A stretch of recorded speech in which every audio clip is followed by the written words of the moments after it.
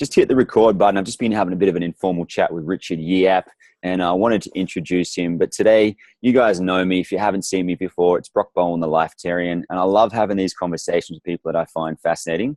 The different friends I have around the world. Sometimes it's new people, but Richard Yiap's actually a spiritual mentor to billionaires and other beautiful people around the world, doing some awesome things. You know, I've seen Richard come up with some crazy ideas. They seem out there. To some people, they might seem deluded. Then he gets it done. And I think it's just cool to do that. You know, we need to have people on the planet that are willing to be pioneers if we're going to change this place and create our heaven on earth. And yeah, it's been fun. We've probably known each other, 8 years, 10 years now? Something like that.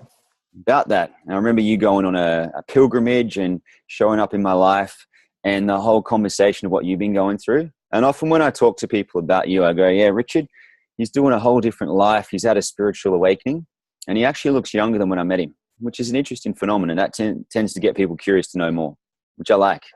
And yeah, it's good, man. So where are you today? I'm in Vancouver and always wanted to come visit Vancouver after living in Melbourne for 35 years. Mm-hmm. They're sister cities. And it's snowing, it's cold, it's overcast, and it's wet. Mm-hmm. But the city's a great place. So I'm enjoying being here and meeting people. And the Canadians are quite different from the Aussies and the Americans and the British. Mm-hmm. So it's nice to meet them and go and connect with them and experience their culture. But Vancouver, very beautiful city, all around the harbor front, rivers around, and big mountains around as well. Mm-hmm. So cool. Definitely a big part of your life too, traveling, isn't it? Oh, huge. My partner and I have been together, just over 5 years, and this is our 21st trip overseas together. Mm-hmm. We've had that many. So we average anything between 4 to 6 overseas trips a year at the moment where we're going. And we've just got a big long list of where we want to go, and we're doing that. Mm-hmm. Sounds a little bit like Christy and I. A lot of people get fascinated when we say we travel about 4 months a year. And it's always an interesting one. I never expected to, when I had my bricks and mortar business back in Sydney. And I know you had your businesses and career down in Melbourne before. So it's definitely a different lifestyle. But for the purposes of this conversation, I've used that word awakening before because you weren't always living this lifestyle. So I want to talk through that, what was happening for you 10 years, 20 years ago and what's changed? Like what happened with you that you wanted to travel the world and help people with spirituality and be an entrepreneur? Like what happened for you in your life that you had what we might call an awakening? Okay. The awakening starts when you have some significant spiritual and emotional events in your life that spark a profound change. Then you move on that change on the journey and things shift. So one change was, marriage breakdown and me moving to Perth. Mm-hmm. And you knew me in that transition over that period in time. When I met you in Melbourne and then, then moved to Perth, etc. Then it was meeting my partner, Sian, and then finding her in my life, and then the two of us coming together, combining our synergies, and then things just took off. And a big thing that happened was, again, we were led. And this is the thing. The big thing is tuning into the universe, the divine, and being led to things. So then synchronicity doesn't happen by chance. It happens by purpose and flow of life.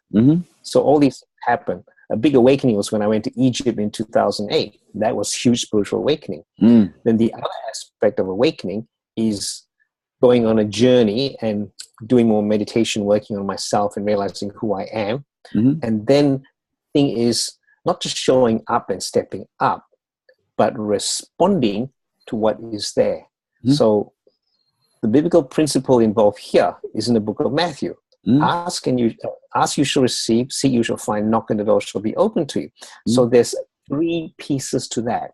You first ask, then you look, then you knock. Yeah. Now most people, they ask and sit on their ass. Yeah. Okay. That's the double A. Ask, sit on your ass. Whereas you ask, then you got to look. Seek and you shall find. So when you ask, you got to look and see. Then once you see, you got to respond. You got to get off your ass and knock on doors. Mm-hmm. So this is the thing that most people don't get to. Mm-hmm. They don't take the action because they miss the middle part. The middle part is looking Mm-hmm. and reviewing. Mm-hmm. So then what happens along the way is that I go create a virtual business with my lights. So the Lucia light turns up in our life October 2012, and then we get a distributorship for Australia, New Zealand, and it's like, oh, what do we do with this? Yeah. So we run on guidance and start going to mind, body, spirit shows and stuff like that. Mm-hmm. And then it all happens. It all starts. Mm-hmm. And then what I do is I work on it, right? I build it. So I don't just expect it to grow on my own, on its own. So Mm-hmm. I do the work. Mm-hmm. And the important thing is that once you have an idea, is to do the work. Now, doing the work is, first of all, making sure your idea is good. Then you've got to plant it. Mm-hmm. Planting it in the right place is important. Yep. And once you plant it in the right place, you've got to nurture it. You've got to work on it. You've got to water it. You've got to put fertilizer on it. You've got to tender it, etc. Mm-hmm. And then nurture it to grow. So within a couple of years, I had a 6-figure business that supported me traveling around the world, which all ran off my iPhone. Mm. So that's how it all worked. And then along the way, I was developing the technology. So I brought in a electrocardiogram called a heart rate monitor. Start that one again. Yeah. Boom. Add another dimension to it. Mm. So things just grew and evolved. I remember when you put those together, because it made it tangible for people. Because I think a lot of people, they put to the people that don't understand what the light technology is, it's essentially having somewhat of a psychedelic experience that in some way opens up your pineal gland by shining white light on your forehead with your eyes closed. I was one of the first people that Richard put it on in Australia. We're down in Byron Bay, and I remember he was so excited to bring this thing back from Europe. He goes, "Brock, you have to see this." Putting some sound on, putting the light on, and it was cool.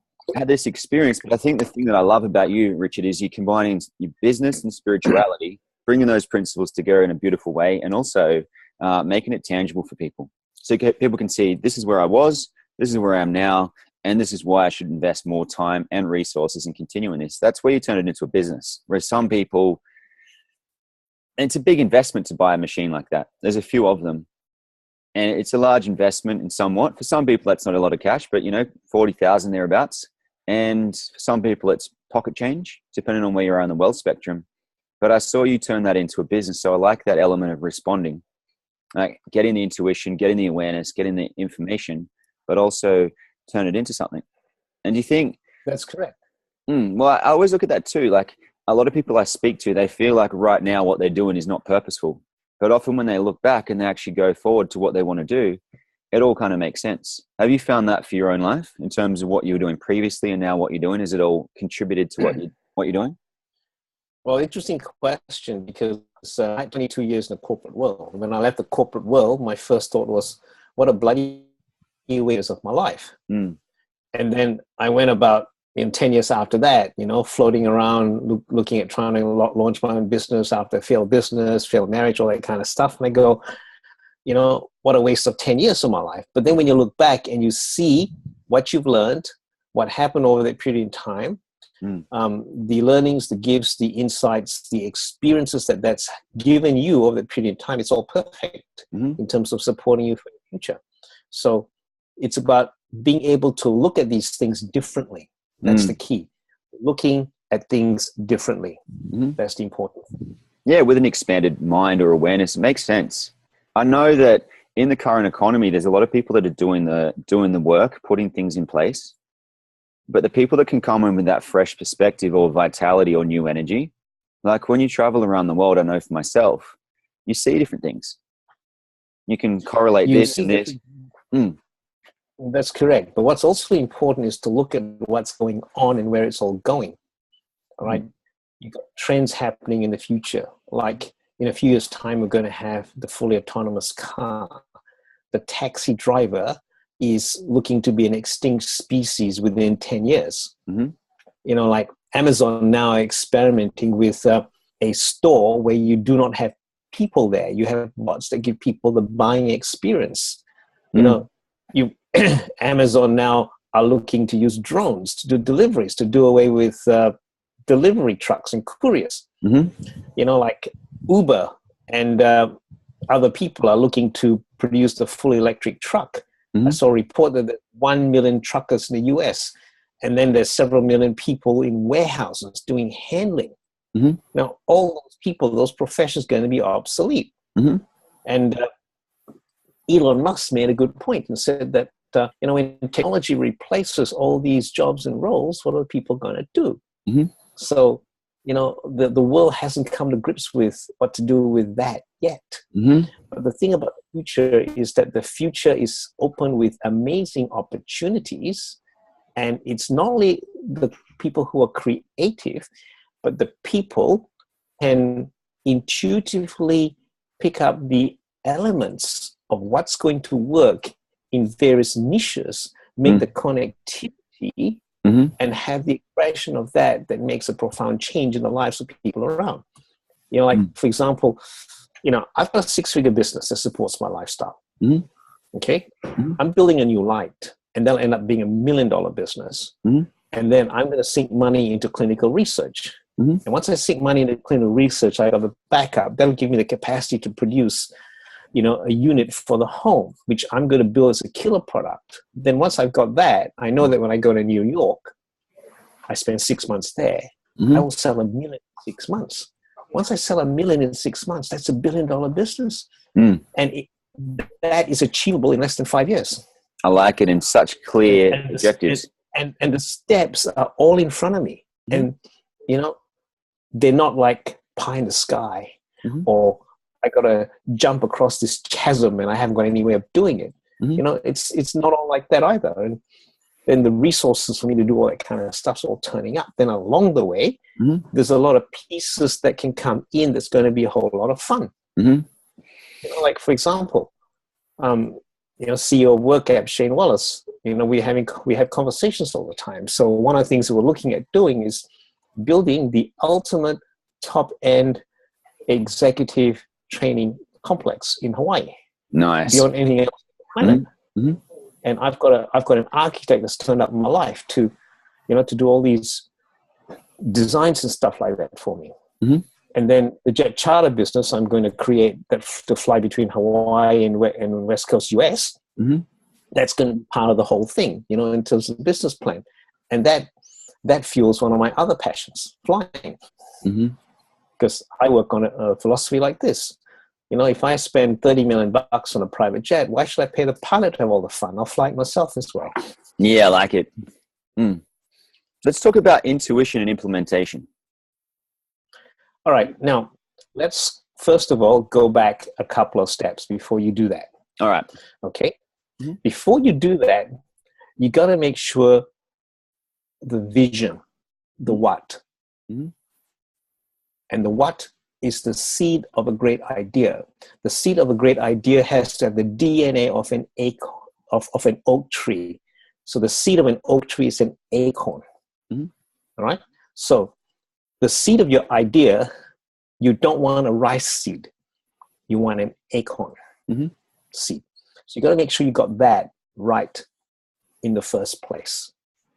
And if you don't get that right in the first place, right, you're going to get either a weed or a rice seed or a bean seed or something piddly that doesn't go anywhere.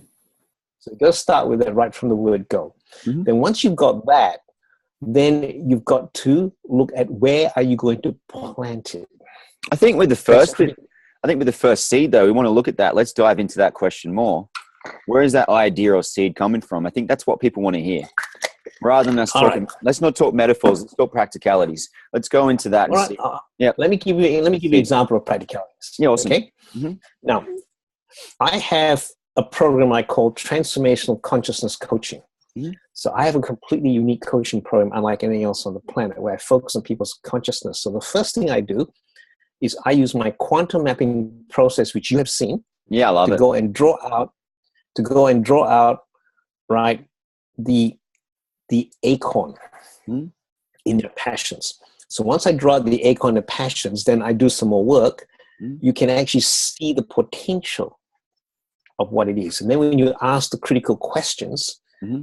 you know that the answers to critical questions, when you work on it over time, will give you the building blocks of where to go for that. I'll tell you a story exactly practical. Okay. Yeah. I was in LA Expo beginning of Feb. I met this 34-year-old gym owner. Okay. Really cool dude. And he blew me away at how spiritual he was. So I talked to him about spirituality, consciousness. He knew the whole lot. Yeah. And he's got a heart to actually change the consciousness of people through his gyms. So he wants to run a gym on the beach and in the park so people can work out in nature rather than under lights in the building. He wants to stick meditation center. He wants to stick yoga classes. He wants to do all that kind of stuff in his gym, which is super cool. So I was impressed. So I said, I was impressed. So I said, hey, dude, let's have coffee. I'm going to gift you about a few hours of my time and go do my magic on you with my quantum mapping process, etc. So I did that. I mapped his passions. I mapped his business. Once I did that, I go, oh my God, it was an OMG, right? Dude, you have in front here the makings of a billion-dollar business that has the capacity to completely revolutionize the health and fitness industry around the planet, which is a $50 billion industry and growing. Okay? And so he's excited. I'm excited. I see all the pieces together, what can happen, etc. And then I call my mate Shane Wallace up. I say, Shane, I just met this dude in LA who's the gym owner, da-da-da-da-da. And then I hit him with a $64 question. I said, mate, how would you like to buy the real estate around the world that we're going to put these gyms in? And he said, you got a deal. Done. So I'm now co-creating $1 billion business there. And it's just a case of taking the steps, putting the steps in place, etc. And he's already gone and registered his new business name, Ascension Total Fitness. Nice. I like it. ATF. And he, and he's working with, a partner, stuff like that, to go and put his first gym in Venice Beach in LA. So, that's up and running. I love and another one of the people, another one of the people I'm mentoring, is in Adelaide, and he's into food. And then, his passion with food, right? Once I did my process on him, I saw his passion with food, right? The vision and concept is a completely new genre with food that's going to catch people's imagination. So if you think the Starbucks of coffee, this is going to be the Starbucks of, healthy organic food around the planet. And then when you combine that business with the gym business, the synergies between the two, phenomenal. Then I put my lights, right, in the gym business that takes it to another level again. So this is how these things happen and evolve. It's fascinating. I've had it where there's another light machine. I think it's called Agia. And there's a guy up here. Agile light, yeah. Yeah, there's another one, a guy I know on the Sunshine Coast. I've been catching up with him, and he's developing these pods. It was just funny, the name pod kept coming up, but his mission is to have them in Google offices all around the world, but literally a pod that you have the light in. And it's just, I think it's fascinating that so many people want to get this consciousness technology in everywhere. It's brilliant. Yeah, but the Ajna is the wrong light to use. That's why I said to him, I go, Richard, my friend's got a better one coming out, and we've got to get that one in there. And it's only going to be $1,000. So hurry up and get it done, my man. Right. Well, the one that I'm going to get for pods that are suitable for pods will be out at the end of this year. It'll be more than $1,000 probably. But the other thing is this, I know all about the Ajna. My partner Sian and I were responsible for the creation of the Ajna light. Oh yeah. Right. Yeah, we went to the creator Guy Harriman's place in Chiang Mai, Lucia, and he screwed us to Lucia. It was as a result of us being there, talking to him about light technology and everything else. He decided to create the Ajna. Oh, perfect. The Ajna light as a light is like coarse wine. If you haven't had wine before, coarse wine tastes good. But when you taste decent wine and really fine wine, you will not want to go back to coarse wine. That's what the Ashnalight's like. Perfect. It's cool. There's so many. You can talk to a whole lot of people, you know, that've had Ashnalight's and all that kind of stuff, and you'll see the difference. Yeah, for sure. 100%. It's always good to go, let's have the best and keep getting it better and better. Question for you though, if you're going around mentoring everyone, you know, I mentor people too. So I want to have this look at this conversation. If we're going around and mapping everyone else's idea out to be with that lens that this should be $1 billion idea, and it's potentially that their purpose, their soul's expression could be to garden. But we're seeing that idea with that lens. I'm just going to call that one out for a second and see where you go there. Just in playing with that role as a mentor. Well, let me tell you about how I operate. How I operate is with the extended Buddha principle. Let me explain what the extended Buddha principle is. Awesome. All right? Buddha said, when the student is ready, the teacher appears. Step 1. Step 2, according to Richard, who extends the Buddha principle, is this. The student has to complete the lesson before the student is ready to move on. The time it takes for the student to complete that lesson could be a short period of time, a long period of time, an entire lifetime, or multiple lifetimes. Yeah. The teacher doesn't hang around and wait. Step 3, when the student is ready to move on to the next lesson, a teacher appears. Could be the same one, could be a different one. So what happens is this: you work with people, you give them their ideas, you show them their possibilities and everything else. It's about them going on their journey. But one of the things I do is this, right? The $64 billion question is this. Why is it that people don't do what they really want to do? Why is it people that see the passion, they go, yeah, I want this, and they can't get there, they can't get motivated, or they get tripped up and everything else, etc., etc.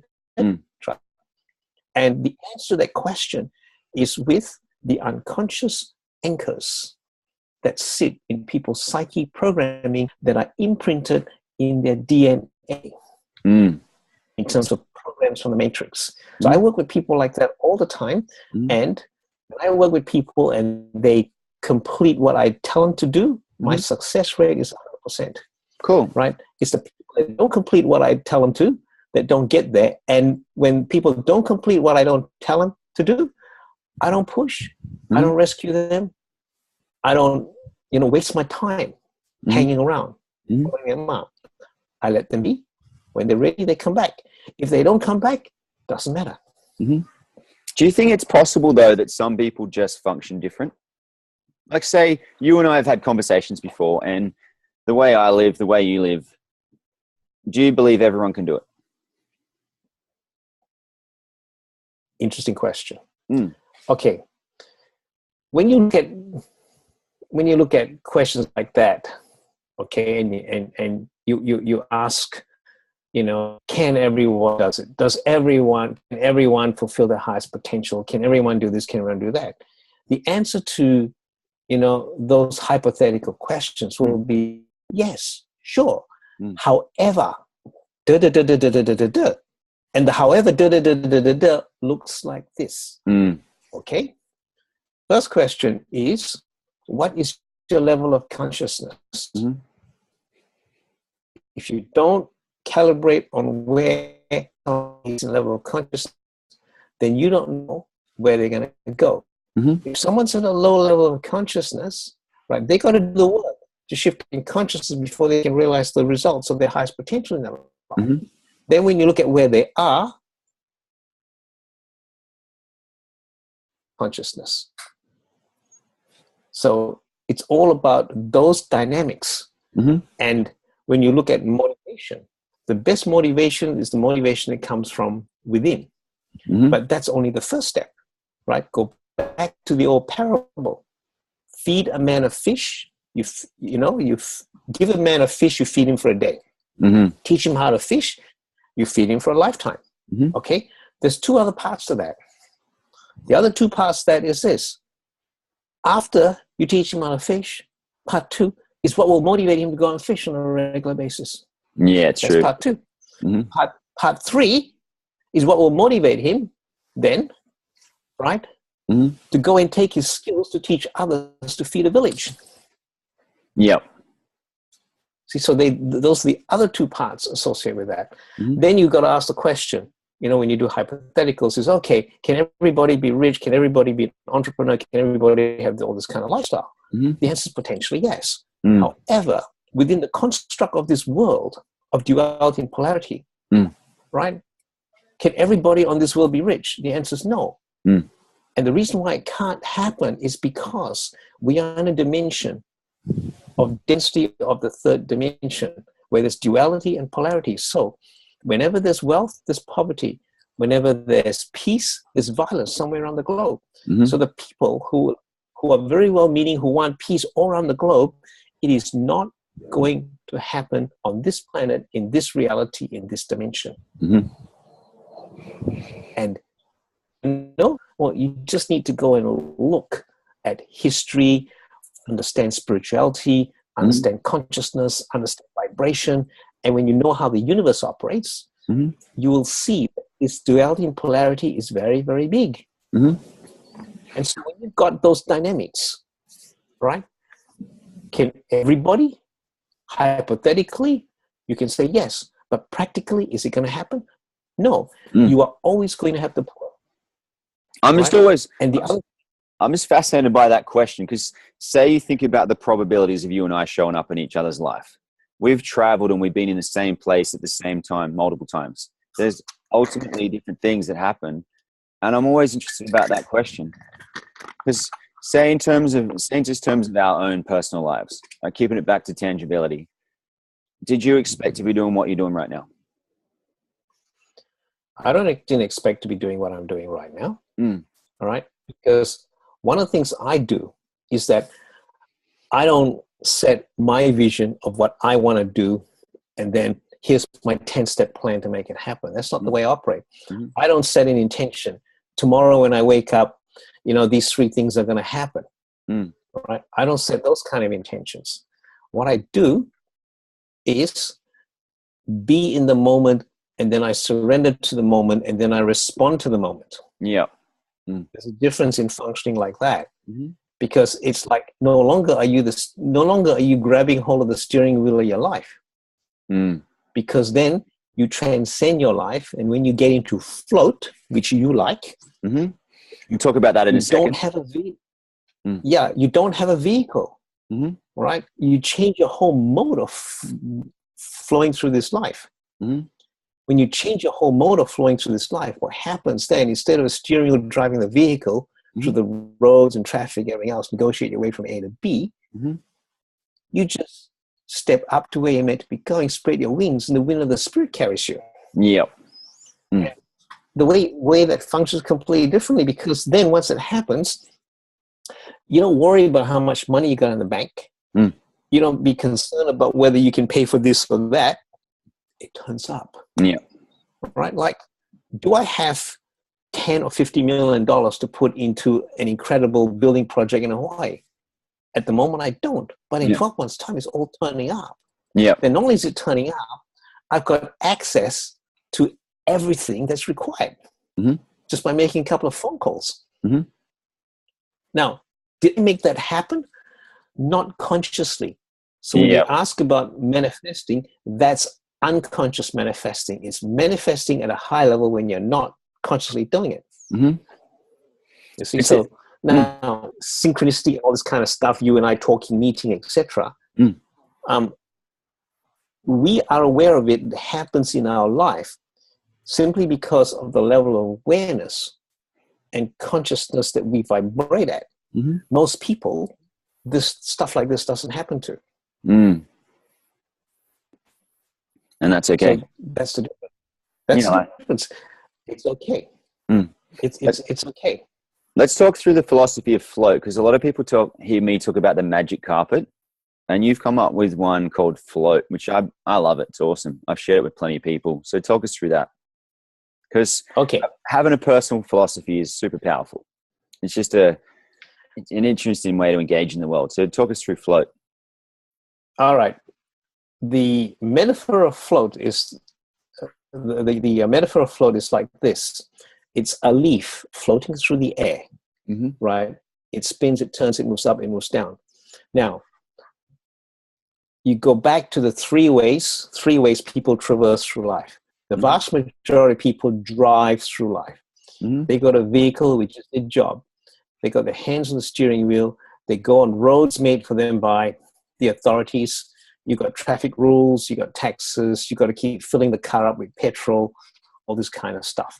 Sometimes you get to go to nice places, other times you're just stuck in traffic, which is happening more and more. Then the people who understand the rules of the game in business, etc., are able to make a lot of money, right? They are on what's called the fast track, and they flow through life.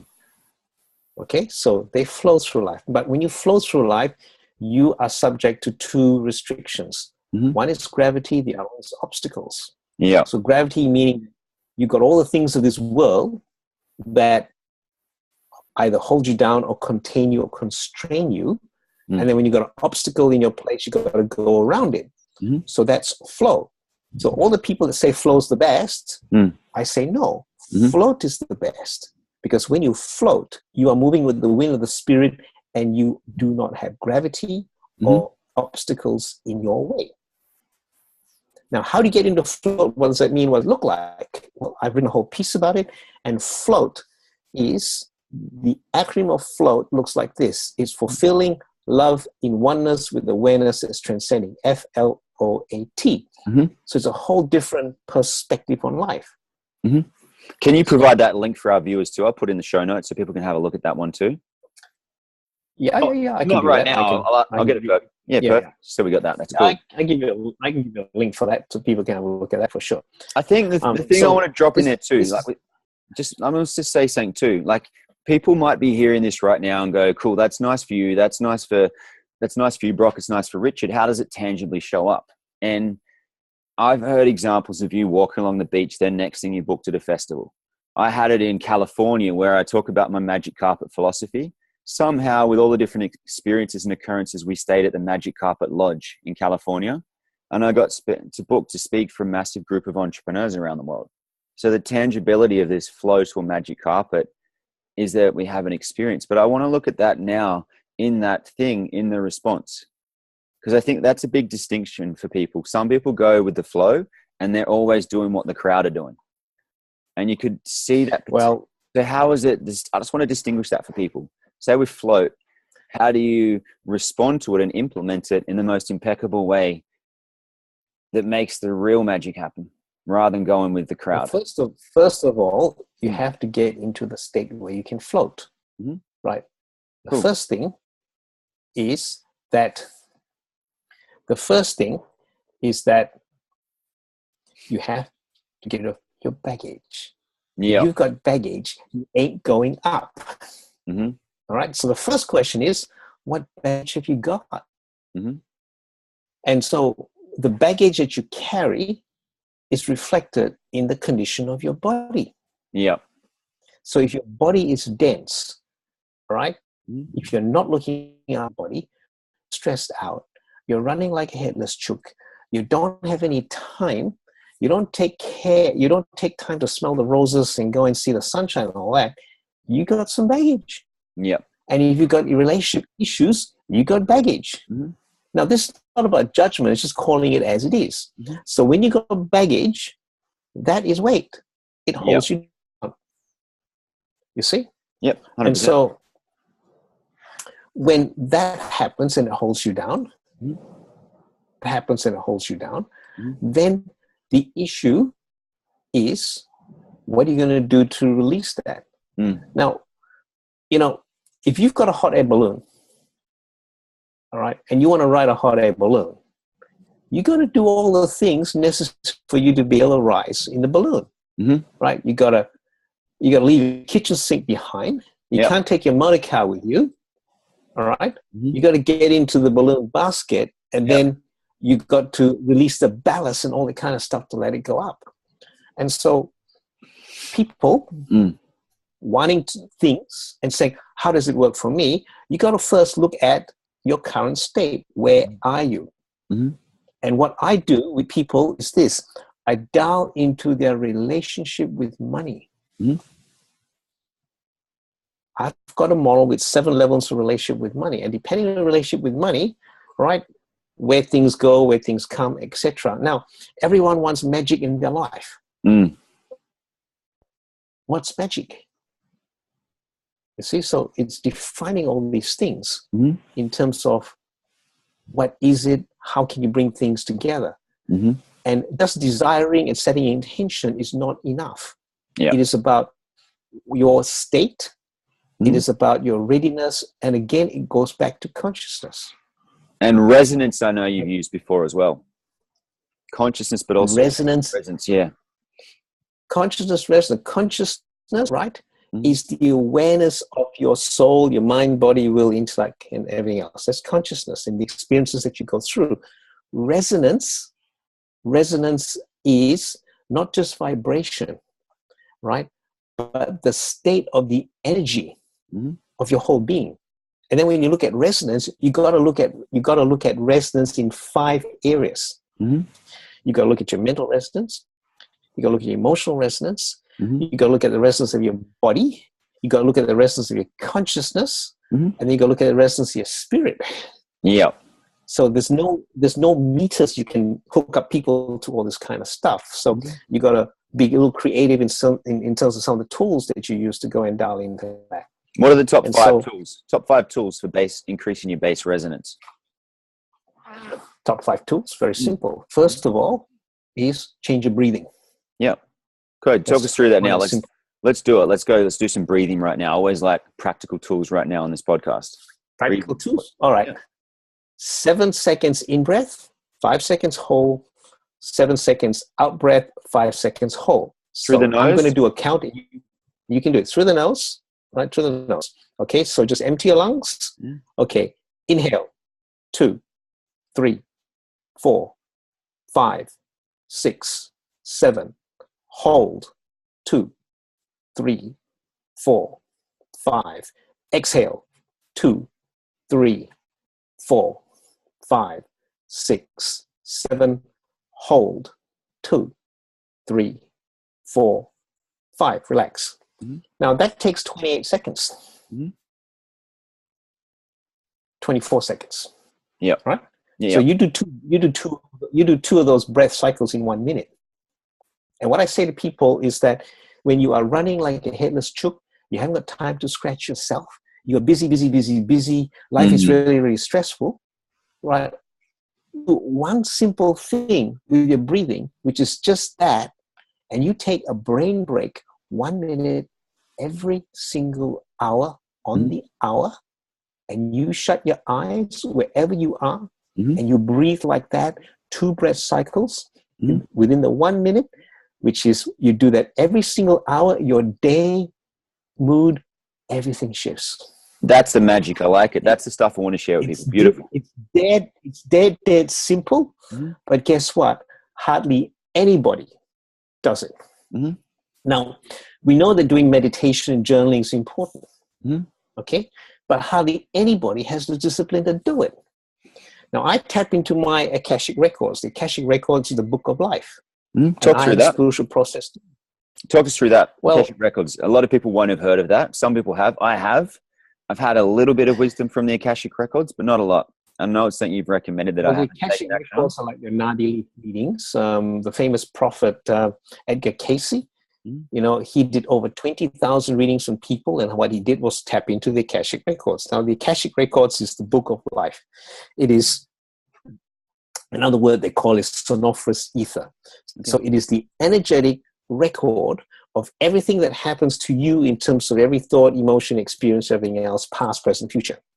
And the Akashic records is administered by the masters of Akasha, who are very high beings of the same ilk as Jesus, Buddha, Krishna, Kuan Yin, all these kind of people. And so you go into meditation, you go into Akashic records, which is your right to go into because it's yours, right? It's like you've got the rights to your own passport. It's like that. And then you just do a download. Now, it sounds really simple, but in this life, every simplicity, there's a complexity. The complexity is to ensure that, number 1, you're in the right state. Number 2, you're an open, clear channel. Number 3, you are connected properly to receive. Now, just those 3 steps alone, Mm-hmm. most people have difficulty getting into, because the biggest issue everybody has is that they're stuck in their head. Once you're stuck in your head, you're disconnected from your body, and forget about intuition, because it ain't going to happen. Yep, you can't think. This is the problem. So anyway, Akashic Records, I get into it, on a regular basis. Now, in December 2015, they challenged me to get into my Akashic Records every single day in the month of January 2016. Mm-hmm. So I took it up. It's like your 30-day fitness challenge and all this kind of stuff. Yep. So I took it on. And I did it diligently. One day, so my Akashic Records, I've never done that before on any month. Mm-hmm. On 2 of those days, it was 11:30 p.m. exercise. But I still did it. Okay? On the 31st of January 2016, I meet Shane Wallace. Nice. That's how the magic and synchronicity happens. Mm-hmm. And that fateful meeting at an event that the 2 of us don't want to go to because Spirit dragged us there, we meet each other, and that changes both our lives. Mm-hmm. And so in 2016, I had 210 entries in my journal, which means that on 210 days out of 365, I got into it. Mm-hmm. Now, that's called a discipline in doing something that's really good for you for your highest purpose. I've been most calling people it. don't have the. I've been calling it discipline. Most people don't have the discipline to do that kind of stuff. Mm-hmm. Now, you have the discipline to do the things that are important. Eat good, health, fitness, all that kind of stuff. Most people don't have that discipline. They're stuck in the hurly-burly of everyday life. And the interesting thing is this, right? It's not about making one big change. It's about making small changes strategically and then putting the time and effort to make sure those small changes stick. Yep. Like last year when I was traveling, there was a period of time where I let go of exercise for 3 months. But now I'm not doing that. I'm making the time and trouble to do that. Mm-hmm. I'm finding gyms around where I go. I got a membership to 24, Anytime Fitness, so there's gyms everywhere. So now I'm going to do that. I've also got my regime I can do without any equipment and stuff and so on. So I do that. I also make sure I get enough sleep. Mm-hmm. So the magic for you is in the disciplines, yeah? The magic is, first of all, in the strategic small that's going to make a big impact, and then having the discipline to put it into place. Yep. 100%. And so going to the Akashic Records, I get all these downloads. I'm sitting on a gold mine of wisdom and material that's unlike anything else out there. And I'm putting that in a program in my new website, which I'm still building. And then it's going to be a book come out of it. And, it's got stuff like this, right? I have a video on the black hole, which is the secret of the universe. It's unheard of. I've also got the most incredible journey known to man at the moment called the Journey into Nothingness. And that's not written up anywhere. There's 5 phases of that. First phase, transcend the mind. Second phase, transcend the body. Third phase, transcend the 3D world. Fourth phase, transcend the 5th dimension. Fifth phase, transcend light. That's a journey into nothingness. And again, where do I get from? This is part of tuning in and getting these downloads. And so then along the way, I work on developing all this. That's and then things turn up and show up in my life. That's what I want to talk about too, because one of the things I love the most is I talk about talking to my teammates. You talk about Akashic Records. I want to distinguish that in a second too. But I let you drop in, which is, it could be through meditation. It could be when I'm making love. It could be all different experiences. It could be out in nature where I just know what to do. I get very clear and I just know what to do, whether that's to call someone, whether that's to create a product, whatever it happens to be. That's why I love my disciplines. But I'm curious about it because one of the areas that I've felt challenged by, being a solopreneur from time to time with a small team, is in the implementation. It's a big thing for me. I've had some people say, Brock, you're a bit like Walt Disney. You need a Roy Disney. And I'm curious with you as well, because when I catch up with you, you're on the laptop a lot, you're on the phone a lot. I know you love that. For me, it hurts my body and it seems to take me out of base resonance. So I just want to, because that might be relevant for some people too. It's relevant to me. I love. Well, if the phone, the computer, and all that kind of stuff affects your body, then there's things you can do to mitigate against those issues. Like you can get a Tesla Blue Shield, right? And a Tesla Blue Shield, helps neutralize all that kind of stuff. The other thing is this, right? If you increase your sun gazing and you shift your protocol to advanced sun gazing, then that's going to help shift the vibration of your body that's going to be less susceptible to all this kind of stuff. Now, I function very differently from other people. Like, I'm multitasking, my brain's going all over the place, doing different things all the time. And I'm a one-man band. I have zero overheads, I have zero staff. And I achieve enormous amount in my life simply because I integrate everything in my life. Now, what I don't do is live a compartmentalized life. I live a fully integrated life. Whereby work, play, holiday, everything is seamless, blending in one lifestyle. So I don't work, I play, just play and work combined together. Yeah. And so all my electronic tools facilitate me doing everything. And I now used to, get hassled or worried about what I haven't done. If I haven't done something, I don't waste any energy fretting over it. I go, okay, well, I didn't do it. I'll deal with whatever comes out of it in the future, but I focus on now. And then what happens is that everything that is really meant to be done gets done. Yeah, man. I've noticed that too, that how I used to function in relation to time and space and activities, it's different. I've noticed that things that other people have tried to do for 12 months, I've managed to get done sometimes in 20 minutes. And the interesting thing too is one thing I want to talk about through this thing at school. I used to look out the window all the time, but I was still top of my year. If the teacher asked me a question, I would answer it straight away. And I get that thing when you talk about it. It's almost as if we're being in multi dimensions at the same time, because you get this information and something drops in, different things. But I'm curious because, say, in relation to a lot of things, the way the world currently works is you do X, you get paid. And I know there's also the element of, if I do this, will you do this for me? Which is essentially you with some of your clients now, you get in shares in companies and so forth. So I want to get a distinction on that. Because say in regards to you. Yeah. Okay. Let's answer your question and let's look at what you're on about a little differently. Okay. Let's look at the ways of the world and the ways of the divine. They're two completely different things. There's also a bridging between the two. The ways of the world are this, right? We live in a commercial world of economic exchange and trade, whereby you do something, you get dollars. Then you use the dollars to go and trade for your lodging and your food and all that kind of stuff. And then when you have a business transaction, there's always an expectation. I do this for you, you do this for me. And then what happens is that when you enter in a business agreement, there's a whole lot of rigmarole you got to go through, the legalese, right? So that you don't agreement, I've got the right to sue you.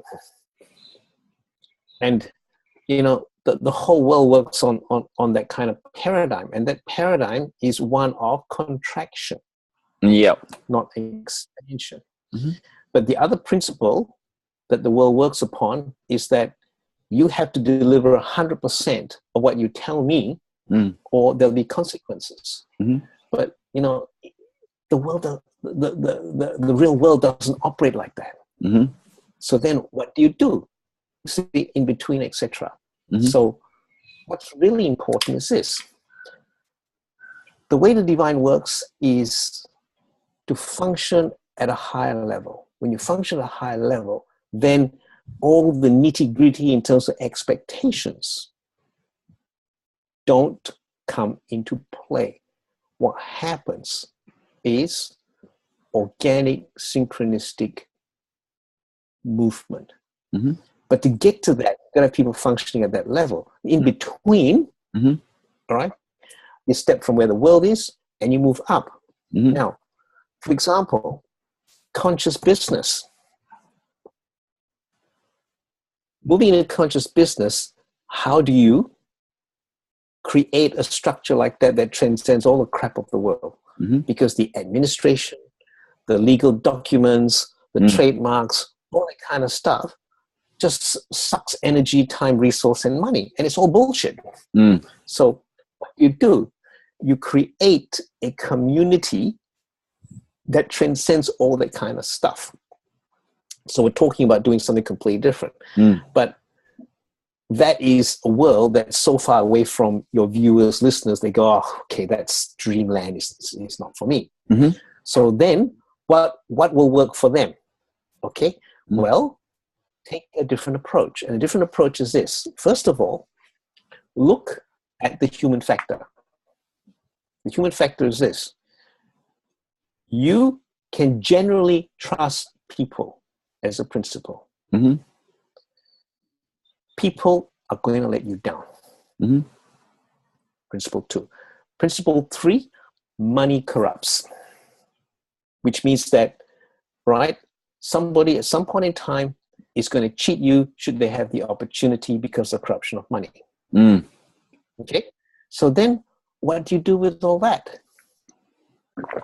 Well, anybody that works for me in the future is going to go through quite a different selection and training process. Yeah.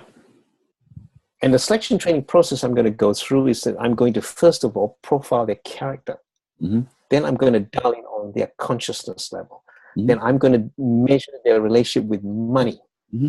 They work for me. They need to be willing to go through a spiritual and personal development program of growth. They're not willing to do that. I don't want to employ that person. Once I can get that from people, then I'm going to have the capacity to do this. I'll be able to predict when someone's going to screw up, to what extent. And then when I ask the question, if this person were going to cheat me, how, when, and where will they do it? Now, this is a general question that everybody should ask when they go into business with someone. Have the awareness. You go into business partner, everything else. This question you should ask, right? And it's not about judgment or slandering and else like that. It's about the human factor. You should ask this profound question. If this person were to cheat me, how, when, and where would they likely do it? Yeah. You see, so that's a really good question to ask. But people don't ask that question and leave themselves open. Yeah, 100%. Well, And I've seen people always warn about business partnerships. People always warn about business partnerships for that reason. And somehow I've been very fortunate with my business partnerships. People warn about that with investment properties. Christy and I have both been very fortunate with that we've been blessed. And it's an interesting distinction because I know I have friends that are, do different business, and I already see them looking at how they're going to overtake the other guy or do this thing. It's how normal business is done. And I can be in that world and I can figure out that world and I can be smart in that world, but it's not the world I want to live in. And it's an interesting one, just that I like that word you used before, character, but also being aware, because I remember someone saying to me, before you go into business, you have to be prepared to marry this person. It's like a real relationship. They could mess you up. And I've had one of my clients at the moment, he previously went bankrupt because his business partner did some transactions that left them open. And he's rebuilding his confidence now based on that. He missed that, but that's normal business. Well, I take a different approach. Anybody I go into business with, I map their passions and marry them with mine. Then I look at their unconscious anchors and weaknesses. Okay? And I help them through that. And then I look at the character.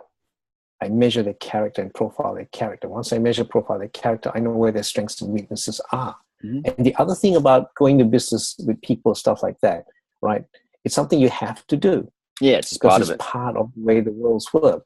But working with people is all about being able to look and build and knit a team that gives you the maximum synchronicity. Mm-hmm. And I've discovered that the ways of the world in doing that are inadequate.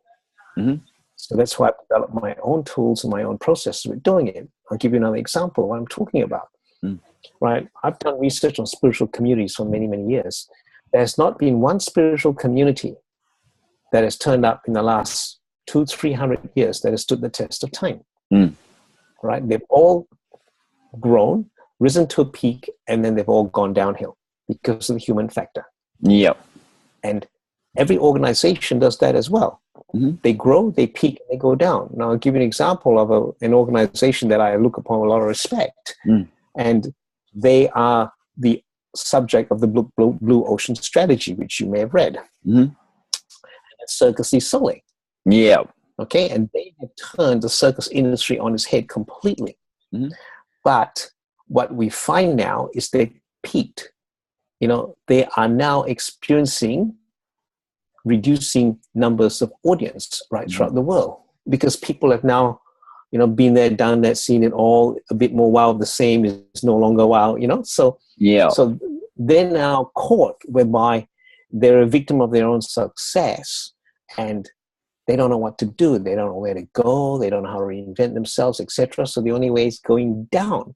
Mm. So what this means is that if you don't take into account the process of evolution with what you do, then what you're going to do, what's going to happen to you is that you're going to grow, peak, and decline. Mm. So every business has to have, a process of evolution with what they're doing, etc. Mm-hmm. Like, take for example, like I love Apple products and everything else, right? Like Apple are now at a point whereby, the magic of Steve Jobs is starting to wear off on them. Yeah. And they've grown so big that they're now a victim of their own success. And I do not see Apple now evolving from where they are. Yeah, it looks the same. What's going on?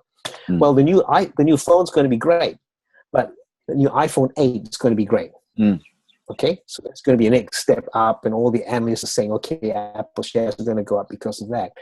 But it's still a smartphone. They've not evolved in terms of innovation and doing big new things and stuff like that. Okay, There's the iWatch, the only new thing that's come out recently, and there's still a lot of room for development growth on that. But there hasn't been a new big thing that they've done for a long, long time. The new big thing, first of all, was the iPod. Then the next new big thing was the iPhone. Then the next new big thing was the iPad, right? And then after that, it's just, building, evolving, all that kind of stuff. So they're working on a whole lot of stuff at the moment. So in the future, we're going to see that we may find them bringing artificial intelligence, into the whole thing. And that'll be the next big thing. The next big thing is the integration of everything in a way that makes it really, really useful. And when they get Siri working properly, that's going to be good. Yeah. So it's all about growth and evolution of businesses and stuff like that. So you can't just rest on your laurels and stop, doing the growth development. But, it takes a certain kind of person that really gets the guts and the taste of all this growth and development all the time. Like, I'm a creative profile, so I just love growth and development, all that kind of stuff, and I get excited with new ideas, and I'm looking at the future and seeing how this can happen, that can happen, etc. And then I modify right, my concept of what I want, how I'm going to go. I mean, I started off saying, okay, I'm going to sink $3 million into supercars, in Vancouver, and go and have this purpose-built house and this garage with, automatic elevators and all that kind of stuff. Well, I've thrown that idea out the window now that I'm here, and and I was going to, set up a supercar, exotic car rental business here. Now I'm not going to do that. Yeah. So it's all about not attached to your ideas, but just being able to explore and move with what's going on, etc. The ideas, when you get around people that have the ideas, it builds that interest, and then engaging in them and implementing them. So beautiful to see. And I think some people think, Well, the last guy I had on the podcast, he was Justin Brown from IdeaPod. And he'd be a good guy for you to have a conversation with too, because we're talking about that healthy level of delusion and then what reality is and actually implementing from there. Because I think if you're going to be a billionaire, if you're going to do interesting things as an entrepreneur, you got to have a healthy level of delusion from what it looks like from other people. But some part of you just knows that it's possible. That's correct. But in my spiritual abundance to billionaire process, right, my first point is earn the right. You want to be a billionaire, you've got to earn the right. What do I mean by earning the right? Well, earning the right is answering this question. Why should God, source, universe, ultimate creator, whoever you want to call it, why should this higher power grant you or bless you with the abundance to be a billionaire? What's your big why? Yep. And it's not, and if your big why is all about because I feel good, because I want it, because I've set my goals to it, that doesn't cut it. Yeah, not enough. So that's where I start. You see? So you want to be a billionaire? On the right. Well, what's the big why? What are you going to do with all that money? You see? So, I mean, like we like fast cars and stuff like that. Okay? Yeah. You can only drive one car. You can only drive one car at a time. All right. Jay Leno's got the most amazing garage of cars. And he puts up on the internet and everything else, and he goes drive them and everything else, etc. But there's only a limit of how many cars you can drive in a week with the time he's got available. But he loves having this great cars. He loves cars. It's his hobby. All good. But my point is, there's only so much time in the day that you got to enjoy all this kind of stuff. Yeah, 100%. When you got all the money in the world, you can have all the trappings of the world, like all the great cars, all the great paintings, all the great sculptures, and all this kind of stuff. And you could have 100 top watches and stuff like that to stick on your wrist, etc. But after a while, it gets to, there's only so much you can do. And then once you've got it all, been there, done it all, it becomes El Passe. When it becomes El Passe, what are you going to do? It's going to, etc. Like some things you always enjoy, right? A Ferrari is always a Ferrari, but a Ferrari special is not something you're going to drive on the road every single day. You're not going to drive in peak hour traffic with it. And these days, the issue with motoring enjoyment is that now the best blast I'm going to get is down on the track. Let's talk. You said spiritual mentor to billionaires. We just got a couple more minutes, so I want to make sure we finish this one up tight. Say you're a spiritual mentor to billionaires. What do you see right now in the current paradigm that's missing within the billionaire profile that you're going to add to? Because that's missing. What's missing in the billionaire profile? So you say anything about a billionaire? Yeah.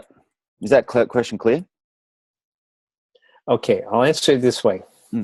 What's missing in the billionaire profile is the spiritual dimension. The world's definition of a profile of a billionaire is all about doing incredible things, being very successful, amassing this amount of wealth. Okay, now let me give you an example of what I'm talking about. Elon Musk. He is a great billionaire. All right, very wealthy, electric cars, doing all this kind of stuff and finding amazing solutions to the world. And he is so focused and dedicated that he'll go sleep 24/7 in his factory just to fix problems. Yeah. All right? Now, what he's doing is good. But my question is this: what is Elon doing with all his wealth, all his might, everything else, and the good that he's doing? How is it impacting the consciousness of this planet and the shift of this planet? Because some people are excited about the electricity factor. Other people are concerned about the EMF. You get in a thing with that much batteries, it can fry your whole body's wiring and neurology, which is an interesting contemplation. So one, it's great. It seems like it's great for the environment. But then you've also got the batteries, which are another big issue. Over the next 10, 20 years, we've got a whole lot of batteries. There's interesting things. Okay. So we're talking now about the conundrum of the very good and the very bad of technology. It goes right across the board. right? We're going to have mobile networks running on this planet. We got 5G coming, which is going to give us super speed on our mobile phones. But those towers, right? Those towers with 5G are going to cause even more magnitude of problems with people, etc. So when you talk about EMFs and all these kind of ills and the ills of modern technology, it's about the resilience of the body to cope with all that kind of stuff, which goes back to people's vitality. And the problem is not the technology, it's the vitality of people that are so low that are susceptible to all that. 100%. That's the problem. Having said that, I was just bringing me to that question, going, what are the things that we can do to put into billions of homes that actually increase people's base resonance and vitality? That's the contemplation I'm loving right now. Well, there's tools that you can do that. You can buy a Tesla Bluetooth for $300 that helps, the body. There are products that you can use for your phone. And, I've just found a guy that knows how to test it. So I'm about to go and test a few different things. I love it. And the way he's testing it, quite amazing. Right? He's got this device that's like a supercharged dowsing rod that's got a battery, got a radio antenna, and dials into your DNA. And he uses that, to go calibrate on whether it's good or it's bad. Everything else, the way he does is super cool because it's very definitive in terms of what works, what doesn't. I love the definitive and positive and measurable. I just got to end up this because I got to jump on another call. We're going to have to do another one another time because I always love Whenever you're ready. Yeah, I love our conversations. I think it's good for us to record it. One, it gets us to catch up. Two, it shares our message. Three, it's great for the humanity. Like, we're just going to dive deep in terms of these conversations. But to finish it up, Richard, 60 seconds, you want to share your message to all humanity. You got 60 seconds right now, or 55 seconds, to use my M55 metaphor, just to share with people. You got 55 seconds to share with the whole world right now. What are the things you want to most share with humanity? Okay, nothing is as it seems. You are far more than what you believe. And for you to access all that, you have to transcend the matrix and take the red pill and go down the rabbit hole and throw all your beliefs and concepts of everything that's been imprinted in your mind that you've learned from the system out the window and discover the higher meaning of love. I like it. Super clear, my man. I always appreciate you. I love having our conversations. You definitely made a big impact in my life, and looking forward to when we catch up. Like I say to people, I'll see you soon. And when I express that, somehow the universe brings us together. And we'll take a photo when I invite you for a flight in my private jet. Looking forward to it, brother. Okay. Thanks so much for watching. You guys that made it all the way to the end, you guys are legends. I'm going to put some more stuff underneath this so you can get in contact with Richard. Really appreciate you guys tuning into these interviews, and look forward to connecting with you all soon. Boom.